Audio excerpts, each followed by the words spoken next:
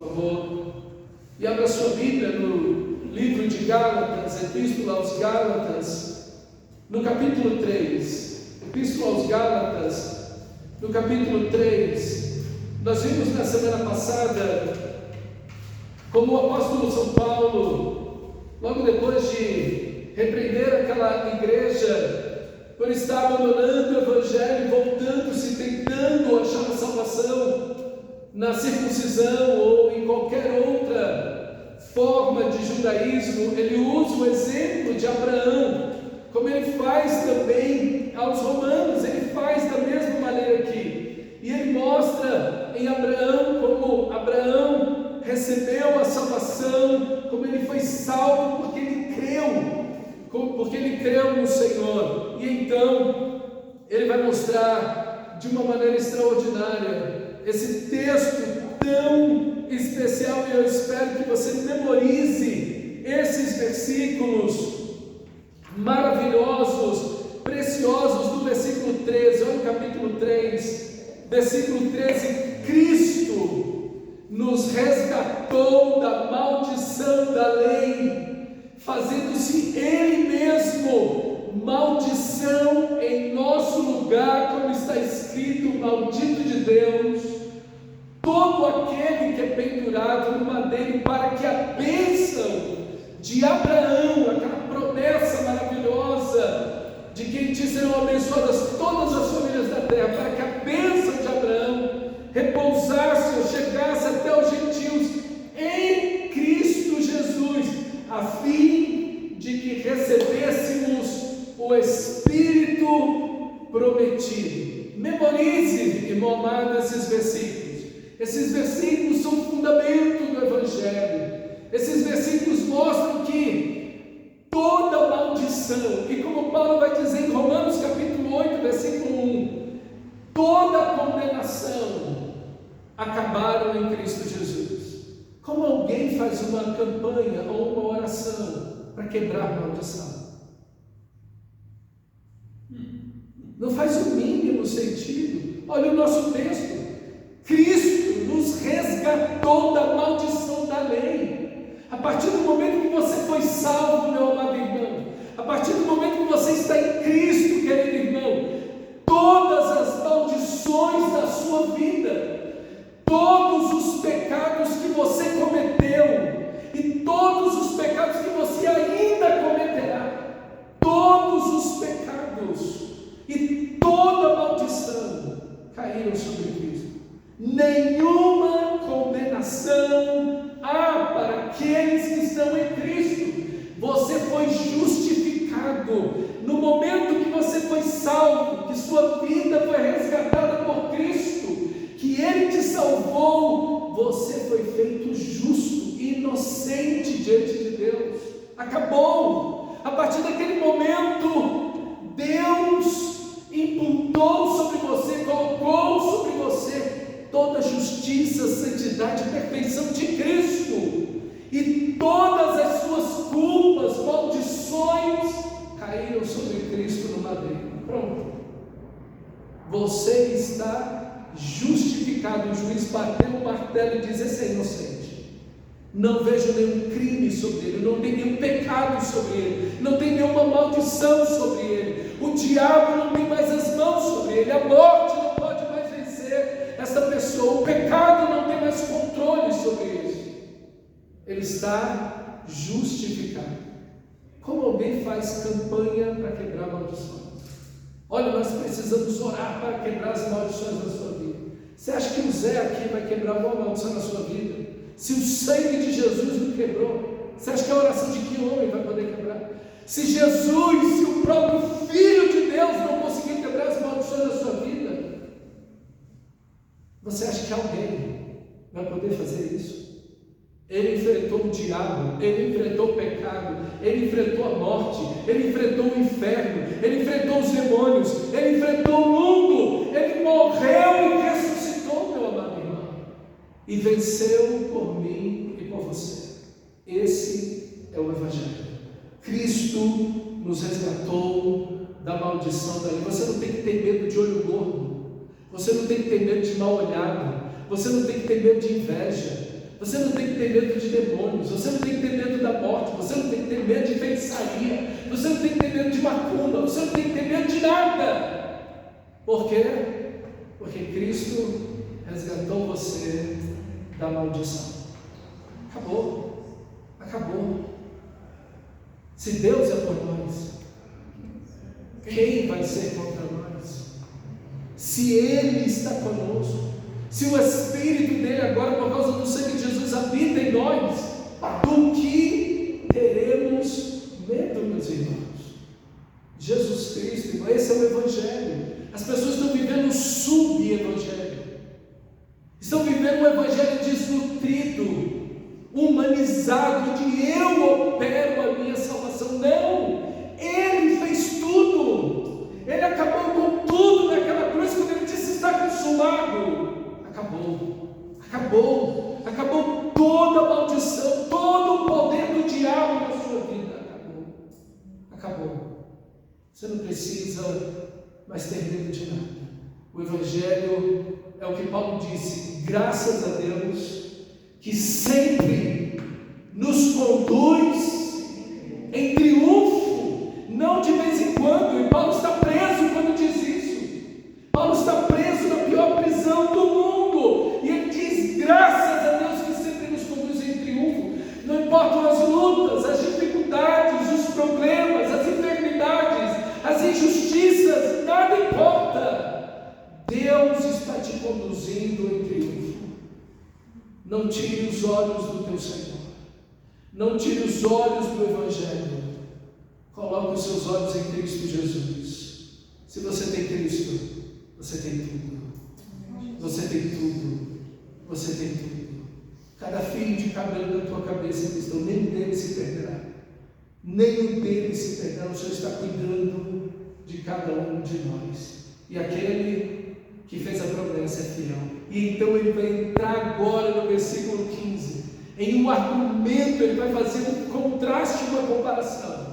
Nesse texto, a partir do versículo 15, ele vai usar um argumento humano para mostrar o poder divino. Irmãos, versículo 15, falo em termos humanos, ainda que uma aliança seja meramente humana, uma vez confirmada, ratificada, ninguém a revoga ou lhe acrescenta alguma coisa. Ora, as promessas foram feitas a Abraão e ao seu descendente. Não diz aos descendentes, como se falou de muitos, porém como falando de um só, e ao seu descendente, e esse descendente é Cristo.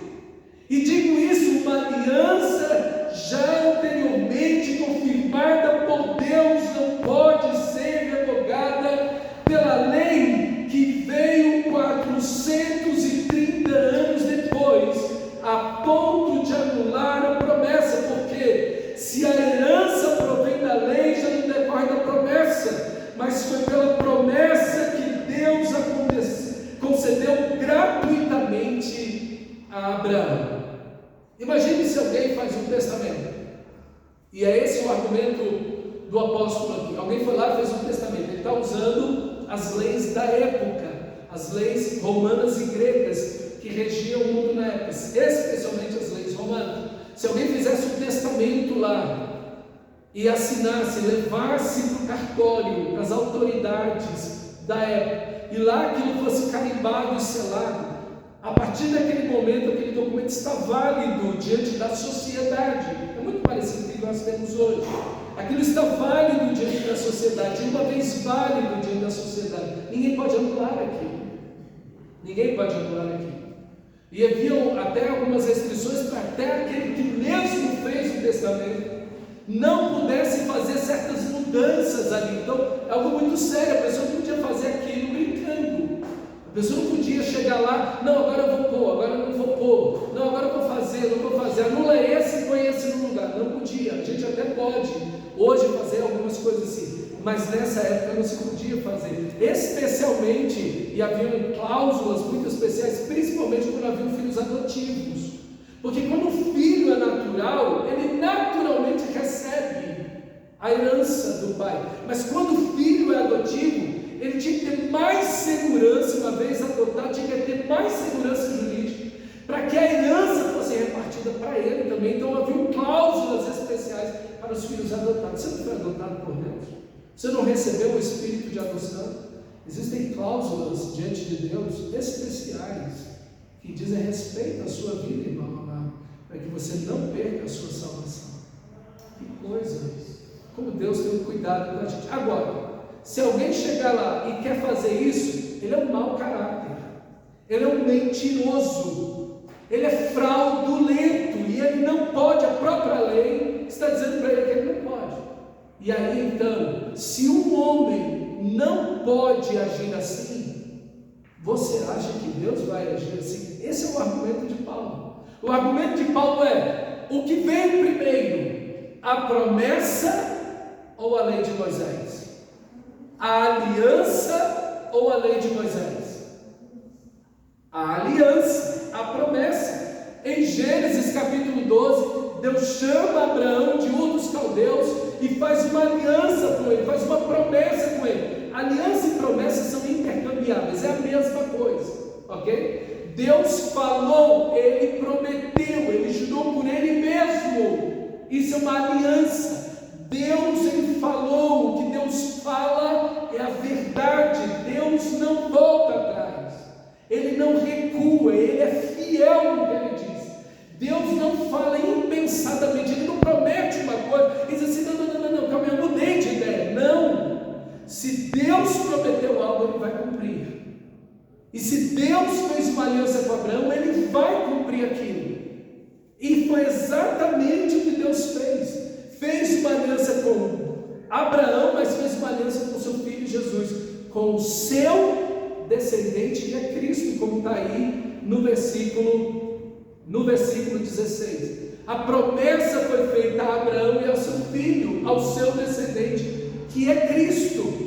Então Deus não pode anular isso, Deus não pode cancelar isso, porque Deus estaria sendo injusto, Deus estaria sendo fraudulento. Deus tinha que deixar de ser Deus para fazer isso, porque ele tinha que mentir, e Deus não pode mentir. Então veja a seriedade do argumento do apóstolo Paulo. Se um homem natural não pode fazer isso porque ele seria injusto e fraudulento, imagina Deus, que fez a promessa, fez a aliança com Abraão, e fez essa aliança e essa promessa e ratificou com ele várias vezes. Irmãos, eu contei no texto sagrado pelo menos 8 vezes que Deus falou da aliança e ratificou sobre ela. A partir de Gênesis 12, Deus fez aliança com ele, com Abraão, e ratificou ele, com ele, vez tras vezes, até chegar em Isaac, e repetir de novo, fez ela com Jacó, novamente repetiu ela novamente, algumas vezes para Jacó. Deus que fez isso, ele não pode voltar atrás. Deus não pode voltar atrás, dizer assim: não, agora a salvação é pela lei, pela obediência da lei. Não pode, porque aí se cancela a promessa a Abraão está cancelada. Caiu todo o Antigo Testamento, anulou-se todo o Antigo Testamento. Está vendo a seriedade disso? Todo o Antigo Testamento fica anulado. Por quê? Porque todo o Antigo Testamento é baseado numa promessa. A promessa que Deus fez a Abraão, que ele seria uma grande nação, que Deus o abençoaria, e que através do seu descendente todas as nações da terra seriam abençoadas, e que Deus daria aquela terra onde ele estava pisando. Então, se a promessa aqui, se a salvação aqui, se essa bênção da salvação a todas as nações, ela vem pela lei de Moisés, todo o Antigo Testamento é cancelado. Então veja, irmão, que a gente precisa pensar muito bem nos argumentos quando alguém fala conosco. É a mesma coisa que eu acabei de dizer para você. Se alguém diz para você que não, você está em Cristo agora, você está salvo, mas você tem que fazer uma corrente aqui para quebrar maldições, você tem que fazer uma oração para quebrar maldições, a gente tem que orar por você em boas mãos, tem que ficar de jejum para quebrar maldição. O que você está fazendo? Essa pessoa que está dizendo isso, ela está anulando tudo que Cristo fez na cruz, ela está rasgando a Bíblia inteirinha na realidade, e está falando: eu sou mais poderoso que Jesus, eu sou mais poderoso que o sangue de Jesus, eu sou mais poderoso que o pecado, que o diabo, que o inferno e que a morte. O poder está em mim. E eu vou quebrar a maldição na sua vida. Eu vou tirar você do inferno. Quem é o Zé mesmo que vai fazer isso? É o Zé mesmo. E mais é aquele que acredita. No lugar de acreditar nas Escrituras Sagradas. Mas isso está assim nos nossos dias. Assim nos nossos dias. Não, eu tenho que orar na sua casa. Eu tenho que orar no seu carro. Eu tenho que ungir sua casa. Nada disso. Isso é totalmente contrário ao Evangelho. Então preste atenção, querido. Ou você agarra esse Evangelho para você para sempre e viver ele plenamente, ou você sempre estará debaixo do jugo de uma autossalvação. Você sempre vai estar tentando de alguma forma vencer alguma coisa, ou tentar, e Cristo já fez tudo isso naquela cruz por mim e por você. Quando você entra numa luta, a partir do momento que você está em Cristo, toda a sua vida daí para frente precisa ser uma vida de vitória em Cristo Jesus. Por quê? Porque em Cristo nós somos mais por meio daquele que nos amou. Então veja, irmão, esse é o Evangelho. No meio das lutas, das dificuldades, dos sofrimentos, das enfermidades, das dores, você já está vencendo. Você já está vencendo. Então, agarre o Evangelho plenamente.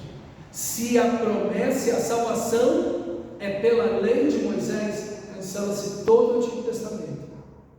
Cancela-se tudo o que Deus prometeu no Antigo Testamento. Mas seria mais incoerente ainda, por quê? Quem fez a promessa? Quem fez a aliança? Quem vai dar a herança? Quem deu a lei para Moisés? Deus fez tudo. Deus ele está sendo totalmente incoerente se agora, no meio do caminho, ele diz: não, a salvação eu decidi agora. Não é mais pela promessa, não é mais pela fé, agora é pela obediência. Olha que Deus é esse. Então, é impossível uma situação dessa. É isso que Paulo está dizendo. Isso aqui é impossível. Isso aqui é insustentável. Humanamente falando, isso é inaceitável. Imagina se Deus fizesse um negócio desse. E aí a pergunta que vem é logo a seguinte: logo, para que a lei? Versículo 19. É óbvio. Essa é a pergunta mais nova, é mais óbvia que tem. Olha, se Deus fez a aliança e a promessa, que são a mesma coisa, e Ele vai dar herança, Ele vai dar herança, Ele é o dono de tudo, Ele vai dar herança da salvação, por meio da fé. Então, para que Deus deu a lei? Que ideia é essa de Deus dar a lei para Moisés? E Deus deu a lei 430 anos depois que fez a promessa. Então, de Gênesis 12:1 até Êxodo 20, tem 430 anos. De Gênesis 12:1 até Êxodo 20, nos 10 mandamentos. E dali em diante, Deus vai dar os 613 mandamentos da lei de Moisés. De Gênesis 12:1 até Êxodo 20, tem 430 anos. O Brasil tem descoberto pelos portugueses um pouco mais de 500 anos. Imagina isso. Quantos séculos se passaram? E Deus continuou sustentando a sua aliança, a sua promessa com os patriarcas. Então, irmão, veja, esse Deus gracioso não mudou de ideia. A salvação é pela fé. Abraão creu em Deus e ele foi salvo. É o que nós acabamos de ver na semana passada. Ele creu em Deus e foi salvo. Ele creu em quê? Que Deus enviaria o Messias, o seu descendente, o Cristo, que traria bênçãos a todas as famílias da terra. Aí está o Evangelho. Esse é o Evangelho. Deus anunciou o Evangelho a Abraão. O primeiro a ouvir o Evangelho foi Abraão. Em você serão abençoadas todas as famílias da terra. Esse é o Evangelho. Esse é o Evangelho. Deus anunciou o Evangelho a Abraão 430 anos antes da lei, mais de 2000 anos antes de Jesus morrer na cruz. Deus anunciou o Evangelho a Abraão. E a pergunta óbvia é: logo, para que a lei? E aí nós temos o porquê da lei de Moisés. E a resposta está aí. Ela foi acrescentada por causa das transgressões ou por causa do pecado, até que viesse o descendente, que é Cristo. Ele já falou, a quem se fez a promessa, e foi promulgada por meio de anjos, pela mão de um mediador. Ora, o mediador não é de um só, mas Deus é um só. Então, olha o argumento do apóstolo aqui. Para que a lei? A lei então veio por causa do pecado. A lei veio para revelar o caráter santo de Deus. A lei revela Deus, a lei é boa. Quem deu a lei foi Deus. Cada mandamento visando o bem da nação de Israel, cada mandamento revelando a santidade, a justiça, o amor, a bondade, a verdade de Deus. Cada mandamento, cada um deles, ok? Eis que hoje põe diante de ti a vida e a morte, a bênção e a maldição. Escolhe a vida. A vida é a palavra de Deus, são os mandamentos de Deus.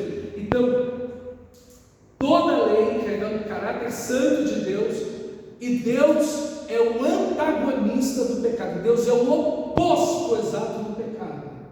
O oposto do pecado. É isso que a lei revela. Mas também a lei, ela veio para mostrar a malignidade, a maldade do pecado e as suas consequências. A lei também veio para provar, para demonstrar que todos pecaram, que todos vão transgredir a lei.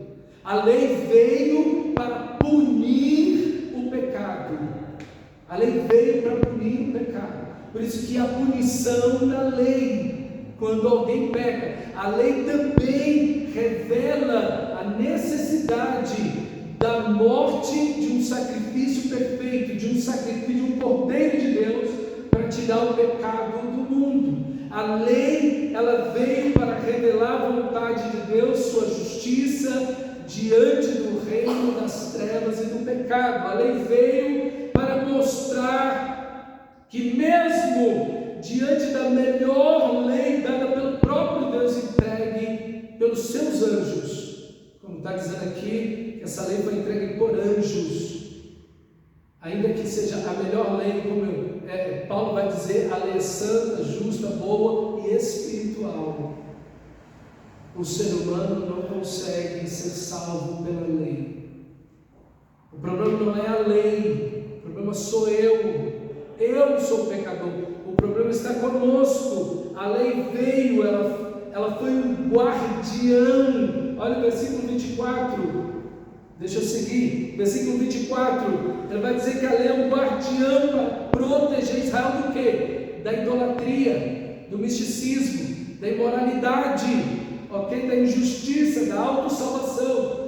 A lei foi um pedagogo, lá no versículo 24, mestre que ensinava Israel a viver a vontade de Deus e amadurecer Israel até a chegada do Messias. E a lei foi o guia que conduziu a nação de Israel pela mão, essa criança que precisava amadurecer, até o Rei e Salvador Jesus Cristo. 10 motivos porque Deus deu a lei, foi o que eu falei agora para você. 10 motivos porque Deus deu a lei de Moisés. E a lei, ela estava presente. Os reis passavam, os profetas passavam, os juízes passavam, a lei estava lá. E todos, profetas, sacerdotes, juízes e reis, tinham a obrigação e estavam subordinados à lei. E tinham a obrigação de ensinar o povo a palavra de Deus e viver, e reinar, e julgar, e mediar segundo a palavra de Deus. Não segundo seus conceitos, suas ideias, ou conforme as nações que estavam ao redor deles. Não, nós vamos imitar as nações, porque é exatamente o contrário. Vocês são um povo meu, exclusivamente meu. Vocês são um povo santo, porque vocês vão viver segundo a minha lei, o meu caráter, os meus juízos. É por isso que Deus deu a lei para Moisés. Porque se Deus não tivesse dado a lei para Moisés, o povo de Israel nunca teria chegado até Cristo. Olha, tendo a lei, ele veio para os seus e os seus não receberam. Jesus nasceu, eles nem sabiam. Tendo a lei, mas eles tinham abandonado a lei. Esse foi o problema. A mesma coisa vai acontecer quando o Senhor Jesus voltar, e ele vai voltar como um ladrão para aqueles que não guardam a sua palavra. Porque esse dia, diz Paulo, não apanhará vocês como ladrão, porque vocês não são da noite, vocês são do dia. Só vai pegar de surpresa quem está sem Cristo. Quem está em Cristo, não. Vai acontecer a mesma coisa. Quando o Senhor voltar, ele voltou, mas eu pensei que seria, mas ele já voltou. Ele já voltou. Por quê? Porque abandonaram a palavra de Deus. Meus irmãos, a lei foi dada para guiar Israel até Jesus. Olha o versículo 21. Versículo 21. Seria então a lei contrária às promessas de Deus? A lei é contrária ao que Deus falou para Abraão? A lei é contrária à aliança que Deus fez a Abraão? Não! De modo nenhum, porque se fosse dada uma lei que pudesse dar vida, então a justiça seria de fato procedente da lei. Mas a Escritura, a lei e toda a palavra de Deus, encerrou tudo ou todos sobre o pecado, para que mediante a fé em Jesus Cristo a promessa fosse concedida aos que creem. Em outras palavras, o que a lei fez? Ela mostrou o pecado de todo mundo. Ela revelou que todos caíram, que todos pecaram, e ninguém consegue ser justo diante de Deus. Ninguém consegue ser perfeito diante de Deus. E por mais que você obedeça a lei, você nunca vai obedecê-la completamente. E a partir do momento que você cometeu o primeiro pecado, você derrubou toda a lei. Toda a lei é derrubada com um único pecado: o orgulho. O nosso orgulho é a raiz de todos os outros pecados. E quando você olha, uma criança peca, sim ou não? Sim. Tem consciência do pecado? É um pecador. Precisa da salvação. É aqui no Evangelho que você entende que não há salvação por idade. Não há salvação por idade. Há um momento, sim, com certeza, de inocência, que a criança não tem capacidade. E seja isso que Paulo fala em Romanos capítulo 7. Mas chega um momento que essa criança tem consciência do pecado. Ela precisa do Salvador.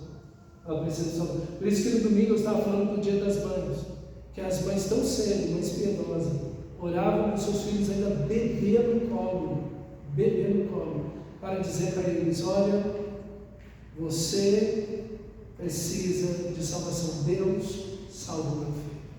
Salva o meu filho.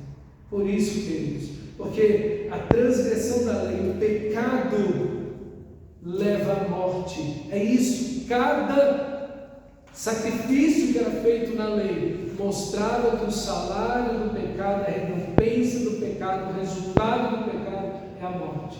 E só o Filho de Deus poderia nos dar, o sacrifício de Deus, o Cordeiro de Deus poderia tirar o pecado. Então você não é salvo por boas obras, você não é salvo pelo seu caráter, você não é salvo por religiosidade. Religião nenhuma nesse mundo vai salvar ninguém, a não ser Cristo Jesus. Ninguém é salvo por nada disso, porque se a salvação viesse por isso, Jesus morreu em vão, porque você poderia se salvar. É isso que Paulo vai dizer no final do capítulo 2. Então o Evangelho aponta única e exclusivamente para Cristo. O Evangelho aponta definitivamente para Cristo e mostra que todos pecaram. Versículo 22, mas a Escritura encerrou tudo sobre o pecado, para que mediante a fé em Cristo Jesus, a fé naquilo que Cristo é, o Deus vivo, o único e verdadeiro, a fé no sacrifício de Jesus, que Ele me substituiu, como Ele acabou de dizer no versículo 13, Cristo me resgatou da maldição da lei, fazendo-se Ele mesmo maldição em meu lugar, como está escrito: maldito de Deus todo aquele que é pendurado no madeiro. Ali Cristo me resgatou, Cristo me salvou, mediante a fé em Cristo Jesus, a promessa fosse concedida aos que E isso ofende, isso atinge uma coisa, que é o nosso orgulho, porque nós queremos nos salvar. O ser humano, todas as religiões do mundo baseiam-se em autossalvação. Você se salva pelo seu caráter, pelas boas obras, pela idade e por N coisas. Você se salva porque você ora, porque você lê a Bíblia, ou segue uma série de ritos, ou alguma coisa assim. Você é salvo por isso. Não, ninguém é salvo por outra coisa, a não ser pela fé em Cristo Jesus. Agora nós entendemos um pouco melhor o que Jesus disse: eu sou o caminho, eu sou a verdade, e eu sou a vida, e ninguém vai ao Pai no seu nome. Cristão prega o Evangelho. Cristão prega o Evangelho para as crianças. Cristão prega o Evangelho. Quem não está em Cristo está perdido. Quem não tem Filho não tem a vida, e sobre ele está a ira de Deus. Sabe quem disse isso? Jesus. Nunca leu isso em João, no Evangelho? Quem tem o Filho tem a vida. Quem não tem o Filho não tem a vida. Sobre ele não vai estar, mas já está a justiça de Deus, a ira de Deus. Todo ser humano está perdido, coberto de ouro, de lixo, sendo o melhor cidadão de bem, o mais exemplar cidadão de bem aqui, ou lá no presídio. Todos pecaram e banidos estão da presença do Deus. E só tem um jeito de voltar para Deus. Só tem um jeito de receber o perdão dos seus pecados: pela fé na pessoa e na obra de Jesus Cristo, nosso Senhor. Então quem pode ser salvo? Qualquer um. Qualquer um. Como é que alguém é salvo? Crendo. Como é que alguém é salvo? Crendo. Quantos pecados? Não importa. Aonde está? Não interessa. Qual é a idade? Isso não tem nenhum valor. É branco, é preto, é homem, é mulher, é pobre, é rico, não importa. Não importa se é brasileiro, se é chinês, se é coreano, se é índio, não importa. Todos pecaram. Só tem um caminho que leva a Deus: Jesus Cristo, nosso Senhor. Ninguém vem ao Pai. Ninguém vem ao Pai a não ser por Ele. Toda vez que na sua cabeça passar a ideia de que alguém é salvo, não, fulano é boa gente, é meu parente, por favor, olha, é minha mãe, é meu pai, é meu irmão, é minha irmã, meu filho, minha filha. Lembra que se você pensar que essa pessoa está salva, é teu parente, é gente boa, você está dizendo para Jesus que ele morreu aqui. Você está rasgando a Bíblia. Ele precisa de Jesus. Então pregue o Evangelho. Pregue o Evangelho. Anuncie a Cristo. Fale de Cristo. Porque todos estão perdidos sem Cristo Jesus. E ninguém, em tempo algum, pessoa alguma vem ao Pai a não ser por mim. Ok? Então ele vai concluir o pensamento dele, versículo 23. Mas antes que viesse a fé, estávamos sob a tutela, sob a responsabilidade, sob o cuidado da lei e nela encerrados. Isso é, nós estávamos envelopados. A ideia aqui é de uma rede que foi jogada no mar e pegou os peixes, ok? Nós estávamos sob a tutela, a guarda, a conduta da lei, e essa lei estava guardando a nação de Israel.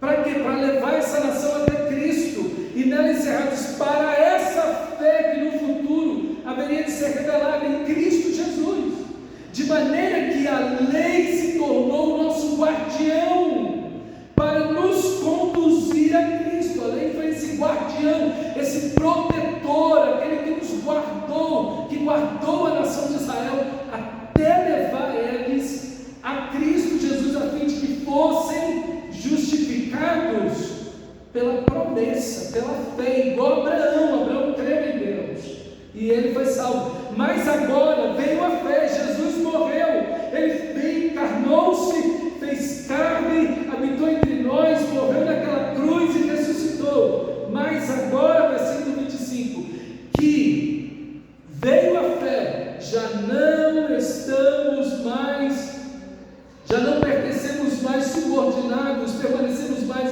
subordinados chamados ao guardião, a lei, pois todos vocês são filhos de Deus, mediante a fé em Cristo Jesus. Porque todos vocês que foram batizados em Cristo, de Cristo vocês se revestiram. Isso é o batismo. O batismo não é tomar um banho na igreja e dizer agora eu sou cristão. Não. Batismo é ser revestido de Cristo, é viver como Cristo, é pertencer a Cristo, é andar como Cristo, é pensar como Ele, é se vestir de Cristo. Agora o mundo vai ver o quê? Quando você sai na rua com as suas roupas, o que as pessoas veem? A sua roupa, elas não veem a sua pele, elas veem a sua roupa. Quando você sai no mundo, você está revestido de Cristo. O que as pessoas veem? Cristo. Isso é um cristão, isso é batismo. Batismo não é um banho na igreja. Batismo é quando as pessoas olham para você e dizem, ali tem alguém parecido com Cristo. Se a pessoa pensa como Cristo, age como Cristo. Isso é um Cristo. Isso é batismo. Tem muita gente que tomou banho na igreja, mas nunca fez salvo. Nunca se revestiu verdadeiramente de Cristo Jesus. Assim sendo, não pode haver judeu nem grego, nem escravo nem liberto, nem homem nem mulher, porque todos vocês que creem em Cristo são um em Cristo Jesus. E se vocês são de Cristo, são também descendentes de Abraão e herdeiros segundo a promessa. Quem são os filhos de Abraão? Os que nasceram em Jerusalém? Não. Os que têm um nome, um título lá em Israel? Não. Abraão, quando recebeu a promessa, ele nem era judeu. Os judeus nem existiam. O judeu vai existir a partir de Gênesis capítulo 15, na circuncisão. E Deus já tinha feito a promessa a Abraão 25 anos antes. 25 anos antes. Deus já tinha feito a promessa e a aliança, antes da circuncisão, antes dele se tornar um judeu. Irmãos, esse argumento quebra tudo, toda essa ideia de nacionalidade. Não, alguém que é judeu, olha, não, então vamos orar aqui em hebraico. Vamos botar um talit e um kippah. Não é isso que te leva a Deus. Não é isso que te faz aceito por Deus. O que te fez aceito por Deus foi o sangue de Jesus. Você não é salvo por obras, você é salvo porque Cristo te amou. Porque Cristo te amou. Não importa se a sua Bíblia está em português ou em hebraico. As pessoas acham que Jerusalém ou que Israel é um lugar sagrado. Nada disso. Essa não é a promessa, essa não é a herança. A promessa e a herança, Cristo Jesus, o nosso Senhor, o nosso Salvador, resgatando a nossa vida de todo o pecado e nos fazendo filhos de Deus. Vamos orar ao Senhor. Vai, por favor. E vamos orar ao Senhor. Feche seus olhos.